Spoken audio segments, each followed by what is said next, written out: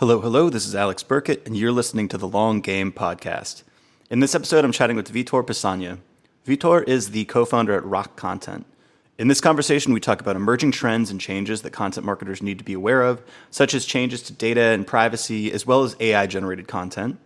We cover how content marketers can stand out in the future, with creativity, human ingenuity, and strategy being the big pillars to focus on.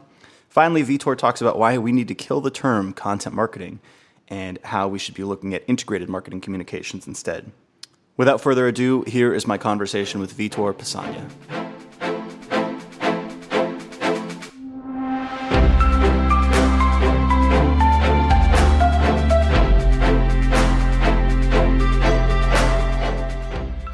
So we'll just roll into this, but you did mention, I don't know if this is going to be part of the podcast, but it could be.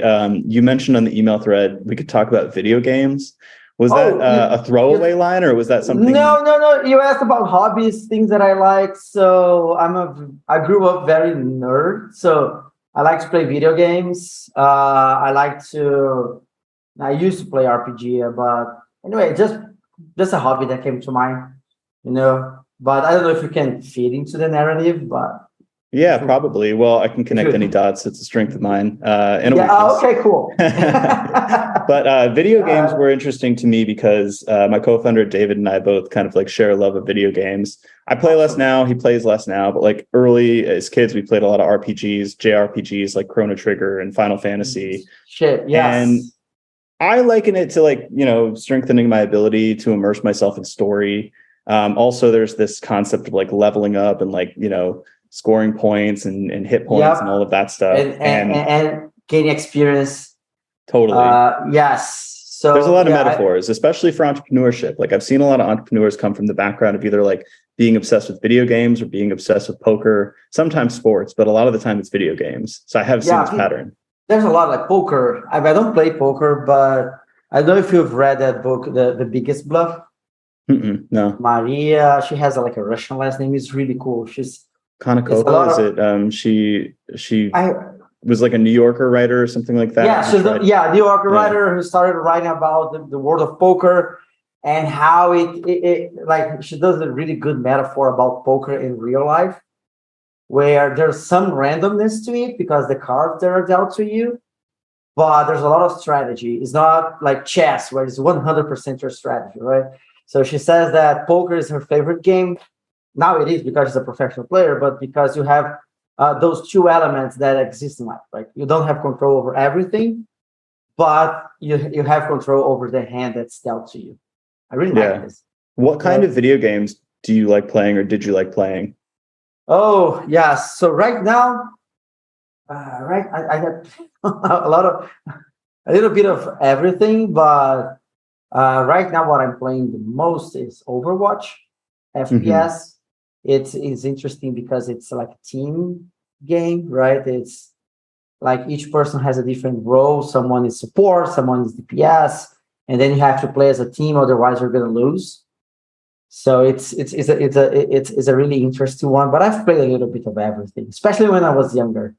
Right now, right now I usually play like FPS is right now I'm playing Overwatch because you can play like a single session, like a 10, 20 minutes and then leave. Because when I play single player games with like amazing stories, I get like sucked into it. And then when I can spend like 2 hours, 3 hours playing. And I don't have that time anymore. That's why I don't play as many video games nowadays. Because when I try, it's like it'll be 4 hours later and I'll be like sweaty and my eyes hurt. And I'm like, what happened? Where did that time go? Yeah, that happened to me recently with it took me a while to play it, but I don't know if you've played The Last of Us. No. Like it's art, but it's a great story, and I couldn't stop playing. It was like now I just play like multiplayer games that you can play quickly. I get it. Yeah, that seems responsible. Yeah, mostly FPS. I mean, it's when you're an entrepreneur, like when you open a company, you have to give up on some of your hobbies. I used to be a home brewer. I brew my own beer, but it takes so much time that I had to stop it. Hopefully I'll be back to it. I don't know, in a few years. Yeah. But you can't go to the full opposite side of the spectrum where all you're doing is working on the business either, which is my Yeah. inclination. It's like I actually have to like carve out time to have those hobbies, like playing guitar or even going to yoga, where I like turn my brain off and I'm doing something just for the sake of it. Yeah, I've been doing that more recently, sleeping more. I think that's really, my company's 10 years old. So the first 2, 3 years, you sleep at the office. Now I have a lot of employees, etc. So I sleep more. During the pandemic, I adopted a dog, a shelter Same. dog. So, and now it's, at first I'll say, hey, I need to walk him twice a day. It was a chore, but now I changed my mindset to, that's the moment. I don't even take my cell phone with me anymore. It's the moment where I go out of the house because I work from home, and I would just like wake up and basically roll out of bed into my PC. Mm-hmm. And now I have to take this break. So I treat it as a break from screens, from information. Just like walk the dog is being really good for me. I do like 7 a.m. and 6 p.m.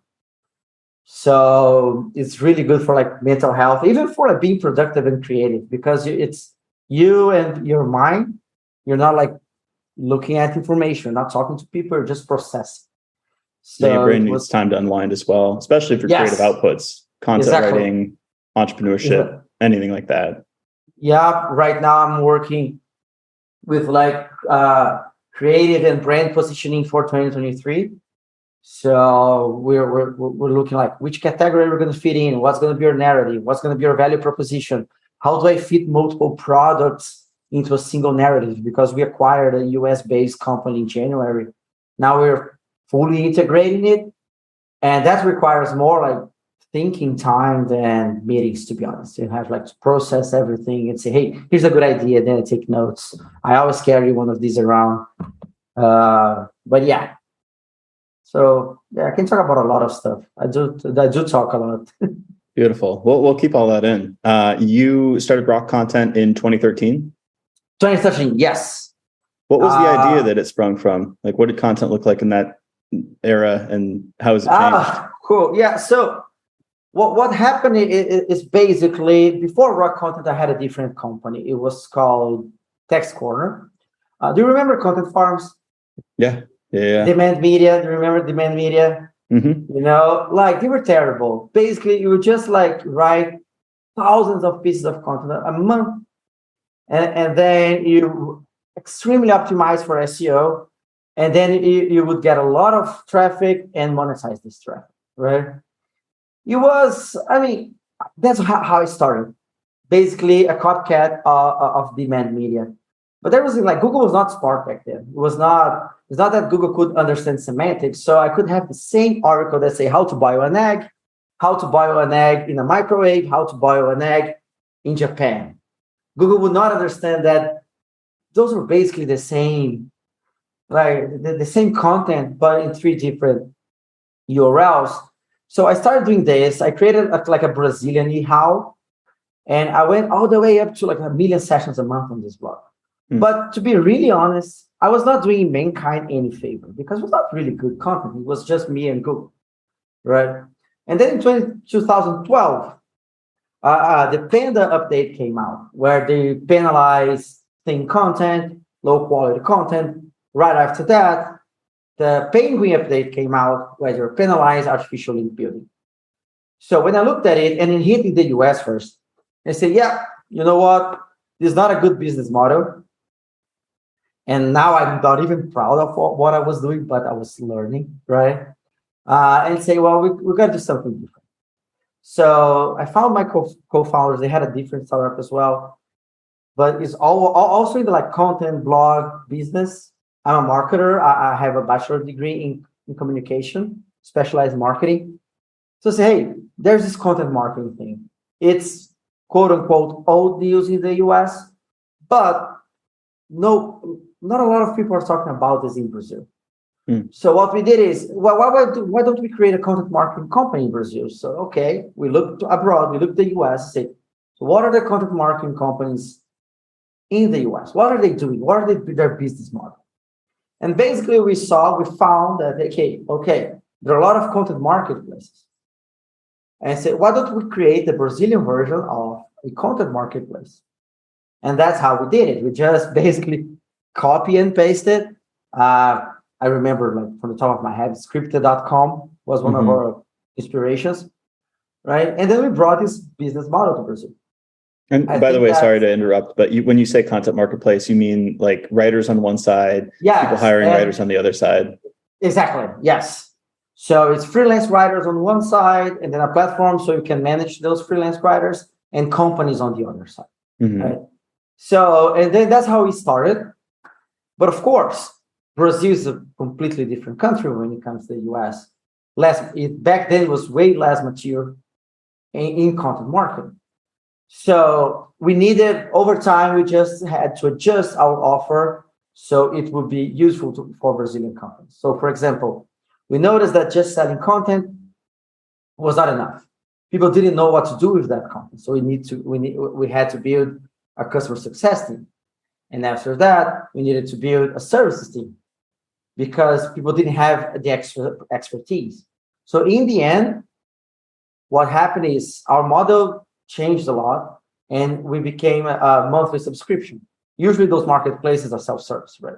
You just go and buy. So, but then we became more of a monthly subscription because that's how our customers would get success. And then we started offering new types of content. We started being more services oriented. So we had, of course, the marketplace side of things, the SaaS side of things, because we would charge for the platform, and the services side of things. So we became a more complete company. And over time, we learned that, okay, if we want to offer all of that, we have to stop serving very small businesses. So we went up market. So that's how it started and how it grew. And it has to do with something that I always like to say is we value creativity too much, originality too much, because we copied a US-based company.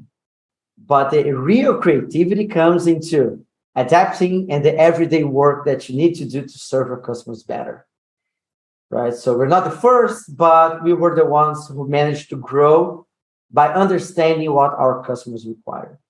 And then after that, I mean, we kept growing, and then we came with like new offerings. So we have hosting services because our customers were having problems with their hosting, and they would come to us and say, my blog is offline. Say, well, it's not on me. You know what? Let me do that for you. So we built our own hosting services. We acquired a US-based company in 2019 to go into to enter the US market. That's one of our goals.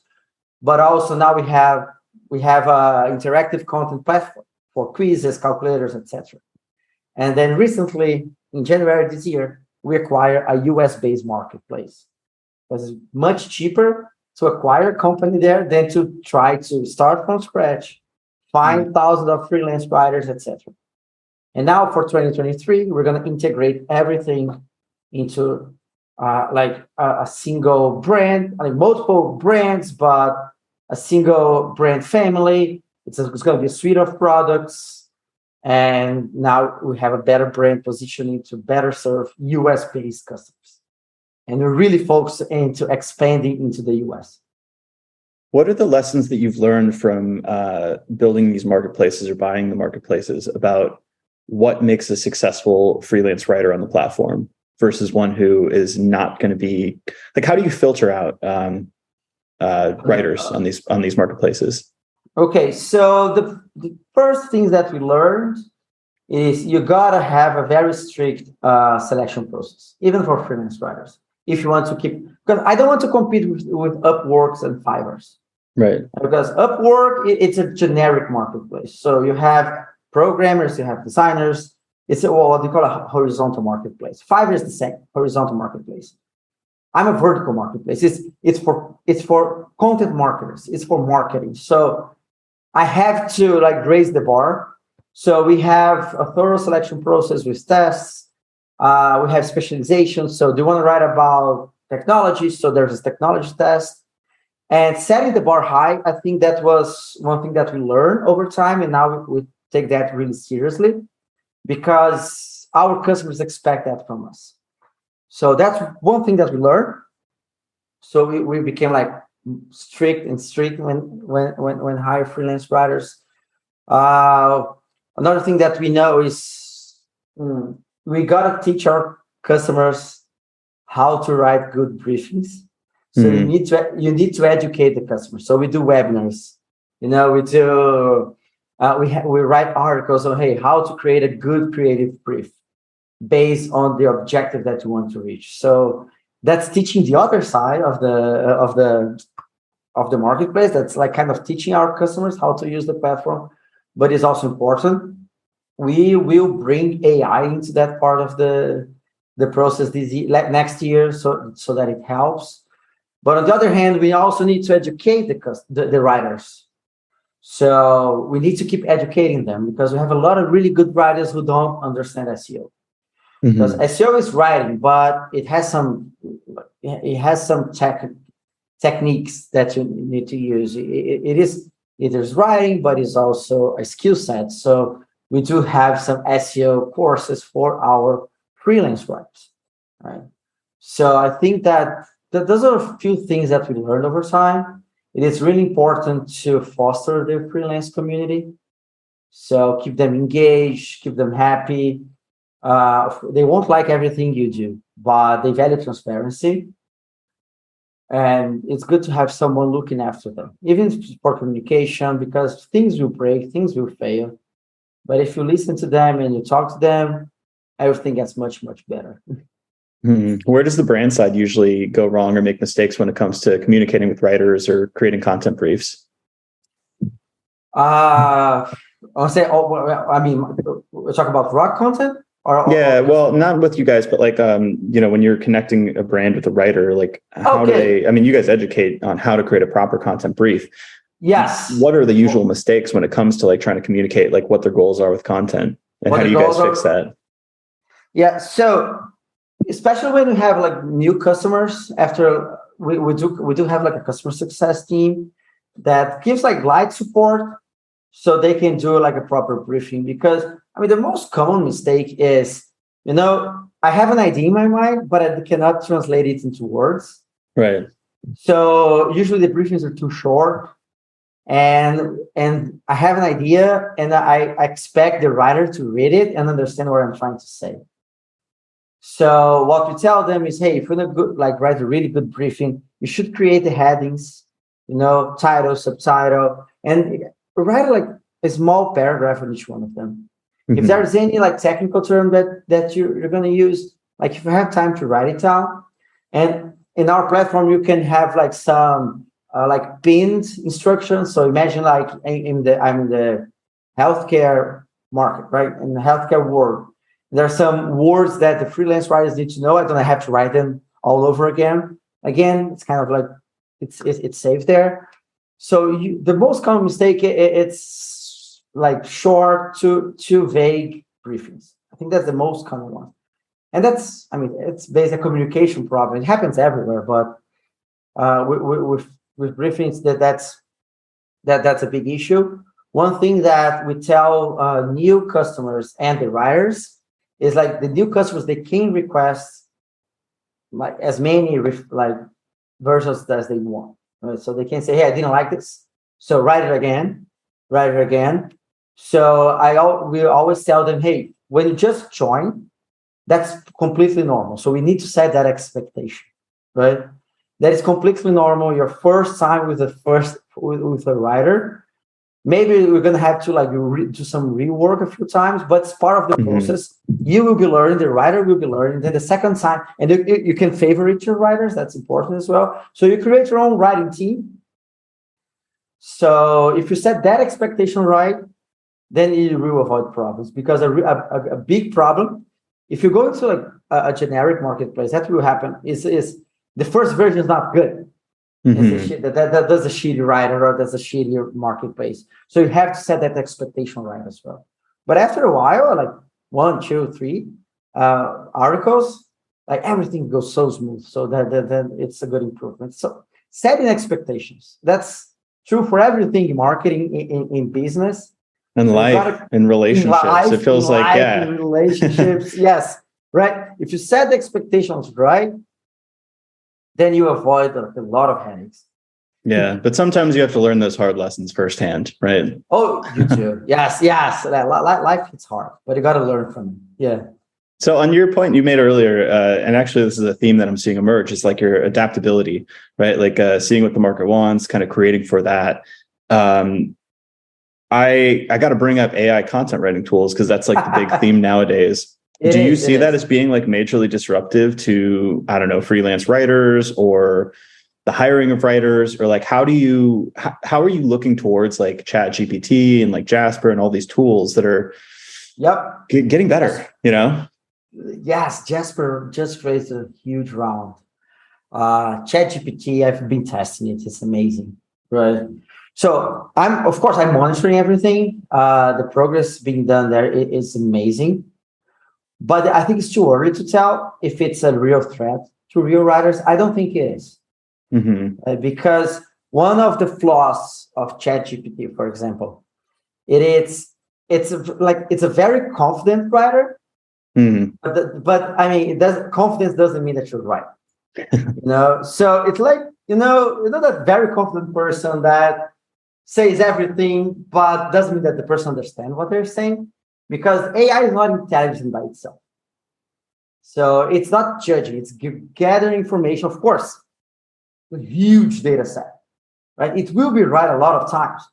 But when it comes to nuance or things that are not black and white, they're not good at it. Right. Yeah, right? And I think it's going to take a long time if it ever gets to them, right? But how do I see AI now? Of course, I cannot predict the future. It's really hard to make predictions, especially about the future. So I love that. It's Yogi Berra, yeah. Yeah, it's not mine, but I love that's one of my favorite quotes. Yeah, I love that. So I cannot predict like what's going to happen 10 years from now. So as an entrepreneur, as someone who's the marketing, in the marketing world, I need to look at what's going on now, look what we can do now, and like near future, right? So right now, I see AI as a really good assistant. A really good assistant. A really good assistant for our customers looking like at my product, right? For example, helping them write briefings, choose the next topics for their content, right? This is really good for freelance writers to say, oh, this is a briefing. Hey, Jasper, or hey, ChatGPT, can you give me like some idea of topics that I can cover? These are really good, but in the end, we're still going to need a writer, right? Except some like really technical writing, but then, well, that's inevitable, right? So the weather or talking about the stock exchange, it's basically like look at data and kind of turn that into paragraphs. So there is much. So those are going to go away. Like very structured data, I said, very very structured content is going to go away. But I mean, when we look at content marketing, it's so broad. There's so many types of content. There's a lot of creativity. There's always going to be room for writers. So, SEO. I don't know. A lot of people said with ChatGPT, well, Google is there. Of course not. But content marketing is not only about SEO. It's about entertaining. It's about educating. It's about having a good opinion. And I mean, it's going to take a long time for machines to be able to do so. Right? If you look at what works in content marketing, you have the SEO, the education part, the evergreen content. Right? That's really important. That's most of my traffic. More than over 6 million sessions a month on my blogs. But that alone, it's not everything. You shouldn't stop there, because people want to have a good relationship with brands, and brands should be entertaining people. Brands should be creating content that people love. And usually that is something that's more authentic. That is funny, that has character. And it's going to be pretty hard for AI to replace that. And you see that ever and then we talk about writing, and everything starts in writing. Most of things start in writing. So. Podcasts usually start with writing. You have like a script. Same goes for video. Same goes for most of the content formats that we see around. So I can tell, I think over the next 5 years, writers, content creators, they're not at risk. After that, I can only guess, right? I think that AI is going to become really good at increasing people's output, you know? Which may be a good thing as well, because I do think a lot of people hamstring themselves with like writer's block and psychological things that maybe these tools can help you get over.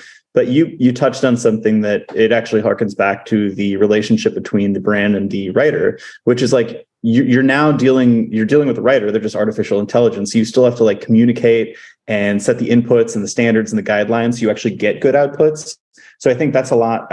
Some brands, I think Jasper's done this very well with their product marketing. They don't really promise that it's going to like replace the writer, but a lot of the other tools that I've seen, they're like, write a blog post in one click and stuff like that. And it's like, once you actually try them, it's not, you can't do that. Like you genuinely have to like put a lot of creative control on to get anything of worth output.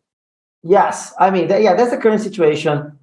People try to rank for AI generated posts, blog posts on Google. Google is cracking down on this because right now the way it is done, Google it's studying how to understand it's being generated by AI.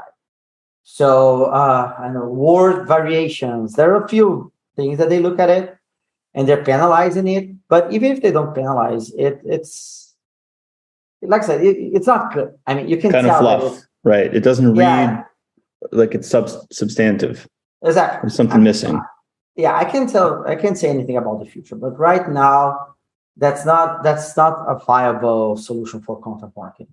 Well, and one thing I think about a lot is like differentiation, and really like this thesis that like what is scarce is valuable. So I think about like, all right, if everybody's got access to the same kind of SEO keyword research tools, so you got the same keyword map, you know, what do you do then? Maybe you can like go for pain point keywords or like customer research and figure out things that people aren't writing about and they can't replicate that data. And then it's like, all right, you have like AI content briefs and optimization tools. So it's like, if everybody has access to those, how do you differentiate what is scarce there? And same with AI tools. It's like, if everybody can produce a similar piece of content, how do you stand out? And then you start to get to the really valuable stuff, which is you alluded to, like subject matter expertise, technical walkthroughs, interactive, creative content, your own voice and contrarian opinions. And it's like, those were probably the things that mattered in content marketing all along. It's now all the basic shit is getting taken out by AI, you know? Exactly. Yes. So, and that's the history of mankind, right? You had like, when you had, I don't know, people who took care of horses when we only had carriages. Right. And then, oh my God, we don't need them anymore. But because we have cars, those people like, okay, let's find something else to do. It's not that, let me say, like, it's like, not that there will be like a lot of people out of jobs, right? Mm-hmm. Things will change, but we're going to need to adapt, right? The problem is when it comes to creative work, there's going to be a lot of resistance. Right? You see that, for example, especially with DALL-E and Stable Diffusion, because it's art. Mm-hmm. I was like, quote unquote, I don't think AI does art. Yeah. It does like a lot of really beautiful stuff. I have to admit it. So the artists are complaining and say, hey, we should like stop doing AI art. So, well, that won't happen. Like the progress will happen. So what's art? Right. And how do you as an artist differentiate yourself? Like I said, I studied communications. And back then, a long time ago, when I was in college, I studied, I forgot the name of the author, but it's the guy that did a really good, it's from the early 20th century. Say, hey, how does technical reproduction affects art? Because the same discussions that we're having now, they had when the camera was invented. Mm-hmm. You know, say, hey, before you had an artist, he would paint. Now you can take a picture, and you don't need the artist anymore. And then it's a photograph art, right? Because before that, like art would take a long time for you to draw a scene, right? And that discussion happened, like I don't know, 80, 100 years ago. I forgot when that book came out.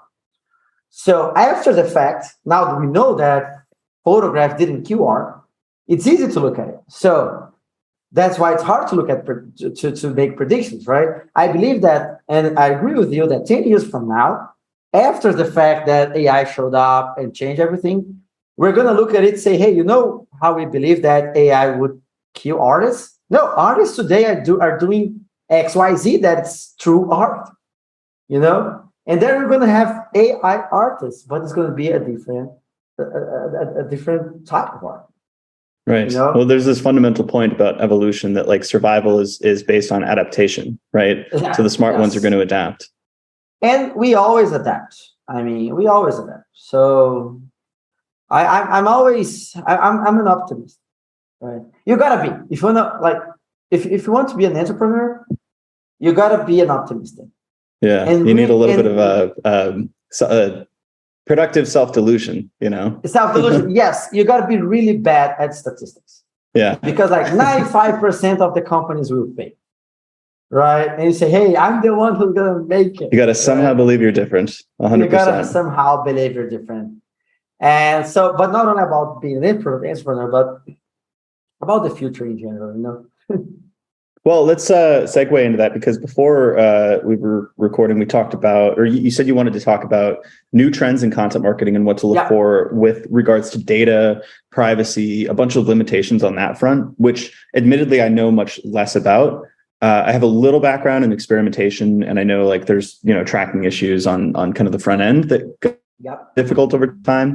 But what are your thoughts and how do you want to couch this conversation? So, because I think that's one of the things that fascinates me the most right now. It is, imagine like for the last 20 years, when digital marketing became a thing, like we were like so obsessed with data. And of course, we're not wrong. It was like, hey, we can measure everything, right? We can track, we can attribute every single dollar to marketing initiatives. So we were so in love with data, and we started like basically creating this world of data collection. And then the big companies, the big tech companies like Google, Facebook, they started into the advertising business. And Facebook's a social media company. It's not, it's a data collection company. Google is also a data collection company, right? And then we lost track of, okay, is that dangerous? Or is that bad for like the end user, right? And we didn't question that until recently. But recently, governments started cracking down on those companies. You have GDPR in the US, you have CCPA in California. Say, hey, folks, you cannot simply like gather and hoard all this data. You can. I mean, it's a privacy issue, right? And then the tech companies started like kind of policing themselves. So iOS 14, 2020 or 2021, I think it was 2020, when Apple said, you know what, if you want to be tracked across apps, now it's opt-in. You're not automatically tracked. I don't know if you saw that, like Facebook did some like full page newspaper ads, right? Because with less data, their entire ad business is not as effective, right? So, I mean, Facebook is estimated that they lost $10 billion, I think, last year in revenue because of that change. And those kind of limitations, they're not going away. So third-party cookies that allow you to send data from your site for a different site. So you install the Facebook pixel on your website, and then whenever someone goes into a website, you send Facebook some data. That's going away. It went away on Opera, it went away on Safari. Chrome is postponing because Google also needs third-party cookies for their ad business. But that's going away, right? Pixel tracking on emails, all of that is going away. So the ad business, the ad networks, they're desperate, and they're trying to find a solution because the PPC and all this data collection is becoming less effective, right? So what's the solution here? First, you got to go back to the essentials of marketing. The principles of marketing is you got to build a strong brand. You got to build a brand that people will recognize. You got to build a brand that people will want to do business with, right? Because there's no algorithm, there's no data that stands between, hey, your mind and what I'm typing. So if I ask you to think about an energy drink, it's Red Bull, right? That's the first one that comes to mind. So there's no algorithm that will stop me from buying a Red Bull if it's in my mind when I'm on the supermarket. The same way that there's no algorithm that will stop me from, if I want to find a specific brand on Google, Google will not show competitors on the organic search. Why not? Because that's what I'm asking for. That's what I'm looking for. That's my intent, right? But if I'm trying to rank on Google for something like lyrics, right? Lyrics. I used to have a lyric website. Imagine that I used to have. I didn't. That's not true. And I made a lot of money because people would look for lyrics on Google. Now Google serves lyrics. Mm-hmm. So people are no longer coming to my website. So there's an algorithm there, stopping people from getting to me. Social networks. The entire model of the content delivery on social networks, it's algorithmic. So with all those changes, how do you build a reliable future-proof marketing? You don't, of course, you will not stop using social networks. You will not stop doing PPC, but you got to build a strong brand. And we forgot about this because data was so abundant that we could create a business only by tracking the very optimized last click conversion. Mm-hmm. And it was effective. It's like positive ROI. That's no longer true. I mean, it's still true, but it's harder. So what I like about it is now we have to go back and say, hey, if we want to be marketers, we need to understand marketing on a broader level. We need to do PPC, of course, but we also need to do content. And that's what content marketing comes in. Valuable content will always be useful. And while creating content, while publishing and promoting content, we need to think about our brand, right? So if you want to be a marketer, you can be a specialist. Of course, you can be a specialist, but you need to understand the basics of marketing. You need to understand where you fit in the broad objective, right? And that wasn't true. Like for a while, we had a lot of marketers, quote unquote marketers, that only knew how to operate a tool. Mm-hmm. That's not marketing. So that's changing. And I'm actually excited about it. I mean, it's sad because attribution is getting harder and harder. But at the same time, like creativity, we need to go back up, more strategic thinking, we need to go back up. And there will be tools to fill these gaps. It's funny. I was going to say, it seems like this is the reemergence of creativity and strategy thinking. Like those are the two things from both the AI talks that we had and like the data and privacy stuff. It's like, well, those are the things that are left over and it is kind of going back to the roots. Yep. So that's exactly. And I like that, right? Because we had a lot of for years, we had a lot of tool operators. We're just depending on the tools. But now we've got to look at the broad spectrum. Not everyone, mm-hmm. right? But we kind of raise an entire generation of marketers that are in for a surprise when they learn that, hey, this tool, the only thing that I know how to do, doesn't work anymore. Yeah. And I don't know what value proposition is, right? For example, basic stuff, right? What positioning is, right? Every marketer should know that, right? It is the era of adaptability. So, yeah. Why do you think that we should kill the term content marketing? Oh, for that reason, if you look for the word content on Wikipedia in the media business, content is something that's meant to bring valuable information or valuable data to the audience, right? That's kind of the definition. I don't know the exact wording, but that's kind of the definition, right? So I'm building content. I like this podcast. It's something that it's information that we're trying to bring to people, and it has to be valuable. Okay. So what happened? Why did we need Joe Pulizzi in 2000, 20 years ago? We needed to come up with the content marketing term, because the kind of content that we were creating, advertising, advertising interruption was not valuable.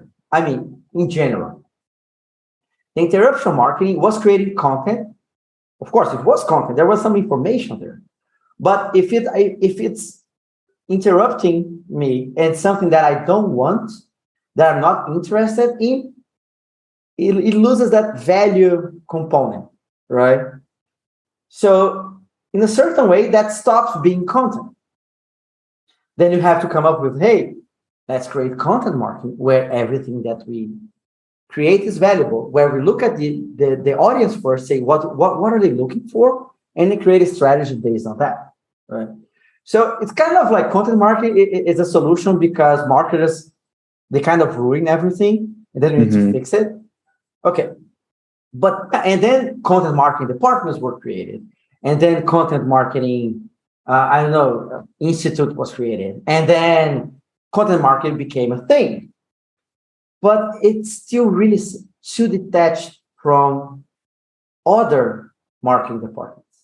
And that's a problem, because if you think about it, everything is content.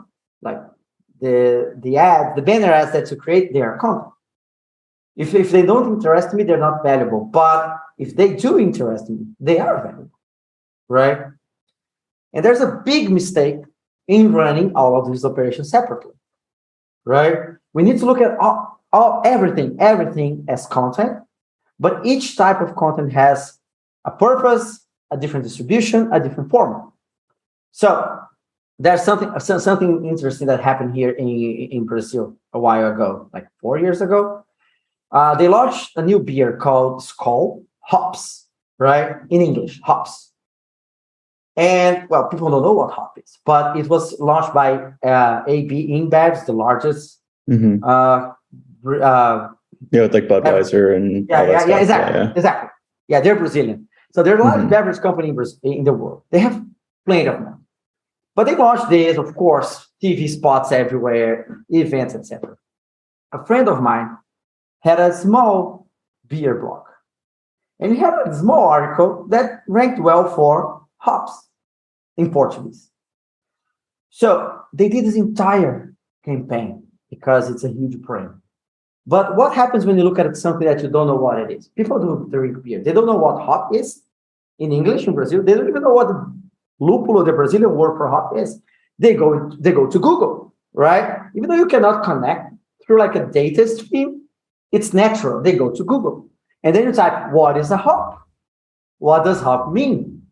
And if you went like the first page, the first results, AB InBev, like the largest beverage company in the world, didn't have a result there.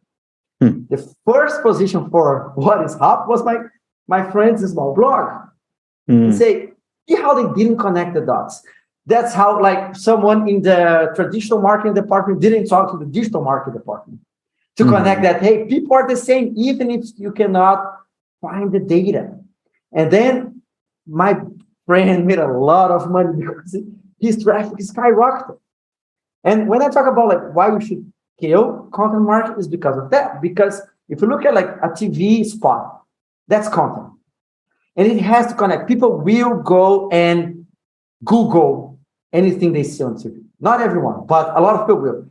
And if you don't rank on Google for the things you're talking about, for the new terms, for the brands you're talking about, you're disconnected.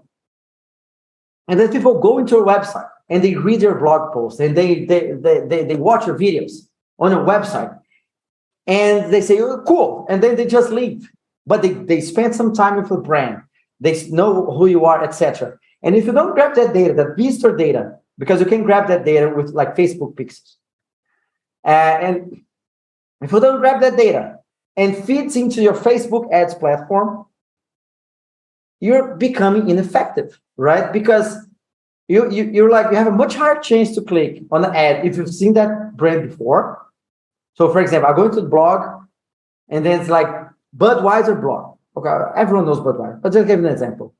And then that information goes into the Facebook ads platform, and then I see Budweiser later. I say, hey, that's the brand that I saw, and they sell what I need.